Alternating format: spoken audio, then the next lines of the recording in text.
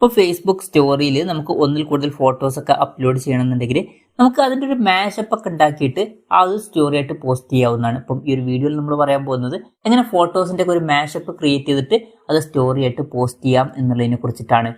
അതിന് വേണ്ടിയിട്ട് Facebook application open ചെയ്യുക. ഓപ്പൺ ചെയ്തതിന് ശേഷം ഒന്നെങ്കിൽ ഇവിടെ ക്രിയേറ്റ് സ്റ്റോറി എന്നുള്ള ഓപ്ഷൻ കാണാൻ പറ്റും, അല്ല എന്നുണ്ടെങ്കിൽ ഇവിടെ ഒരു പ്ലസ് ബട്ടൺ കാണാൻ പറ്റും. അതിൽ ക്ലിക്ക് ചെയ്തിട്ട് സ്റ്റോറി എന്നുള്ള ഓപ്ഷൻ സെലക്ട് ചെയ്യുക.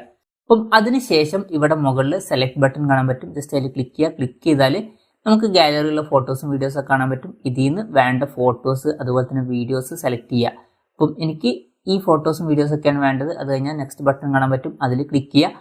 അതിൽ ക്ലിക്ക് ചെയ്താൽ ക്ലിപ്പ് മാഷപ്പ് എന്നുള്ള ഓപ്ഷൻ കാണാൻ പറ്റും. ജസ്റ്റ് അതിൽ ക്ലിക്ക് ചെയ്യുക. ക്ലിക്ക് ചെയ്യുകയാണെന്നുണ്ടെങ്കിൽ ഓട്ടോമാറ്റിക് ആയിട്ട് തന്നെ ഒരു മാഷപ്പും കാര്യങ്ങളൊക്കെ ക്രിയേറ്റ് ആവുന്നതായിരിക്കും. അത് കംപ്ലീറ്റ് ചെയ്യാൻ വെയിറ്റ് ചെയ്യുക. ഇപ്പം ഒരു മാഷപ്പ് ഓട്ടോമാറ്റിക് ആയിട്ട് ക്രിയേറ്റ് ആയിട്ടുണ്ട്. അപ്പം അതിൻ്റെ കൂടെ ഓഡിയോയും ഒക്കെ ഓട്ടോമാറ്റിക്കായിട്ട് ആഡ് ആയിട്ടുണ്ട്. ഇനി ഇത് സ്റ്റോറി ആയിട്ട് പോസ്റ്റ് ചെയ്യണമെന്നുണ്ടെങ്കിൽ ജസ്റ്റ് ഷെയർ ബട്ടണിൽ ക്ലിക്ക് ചെയ്യുക. ക്ലിക്ക് ചെയ്യുകയാണെന്നുണ്ടെങ്കിൽ അത് സ്റ്റോറി ആയിട്ട് പോസ്റ്റ് ആവുന്നതായിരിക്കും.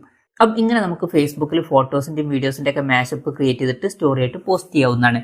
ഈ ഒരു വീഡിയോ നിങ്ങൾക്ക് യൂസ്ഫുൾ ആയി എന്ന് വിചാരിക്കുന്നു. എന്തായാലും ഈ ഒരു വീഡിയോ പറ്റിയിട്ടുള്ള നിങ്ങളുടെ ജെന്യൂൻ ആയിട്ടുള്ള അഭിപ്രായം ജസ്റ്റ് ഒന്ന് കമൻറ്റ് ചെയ്യുക. അതുപോലെ തന്നെ ഇതുപോലുള്ള വീഡിയോസ് ഇനിയും കാണാൻ താല്പര്യമുണ്ടെന്നുണ്ടെങ്കിൽ ഈ ചാനൽ സബ്സ്ക്രൈബ് ചെയ്യാവുന്നതാണ്.